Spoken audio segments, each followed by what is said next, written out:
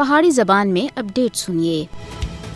بھارت سن اج دے دیاڑے 9 نومبر 1947 کو تقسیم برصغیر دے فوراً بعد کھلی جارید کردہ ہویا ایک مسلمان حکمران دی ریاست جوناگڑھ دے اتے حملہ کر کے بزور طاقت اس دے اتے قبضہ کر کے دا سا۔ جوناگڑھ مسلم ریاستاں وچوں دوئی سب دے بڑی اور امیر ریاست سی تی برطانوی ہندوستان دی 561 شاہی ریاستاں وچوں مالی وسائل دے لحاظ تھی 5ویں نمبر دے اتے اسی بھارت سن ویانا کنونشن دے قانون دی دفعہ 26 دی کھلم کھلی خلاف ورزی کردے ہویا اس دے اتے غیر قانونی طور دے اتے قبضہ کر کے دا سا۔ تاریخ گواہ ہے کہ جوناگڑھ دے اس وقت دے گورنر نواب محبت خان سن پاکستان دے گورنر جنرل قائد اعظم محمد علی جناح دے نال معاہدہ کیتا سا اور الحاق دی دستاویز دے اتے دستخط کیتے ایسے۔ معاہدے دی تکمیل کے بعد جد جوناگڑھ دے نواب سن الحاق کے حوالے تھی طریقہ کار دی تفصیلات دے اتے تبادلہ خیال دے واسطے اس وقت پاکستان دے دارالحکومت کراچی دا دورہ کیتا تو بھارت سن اس کو مداخلت کا موقع سمجھ کے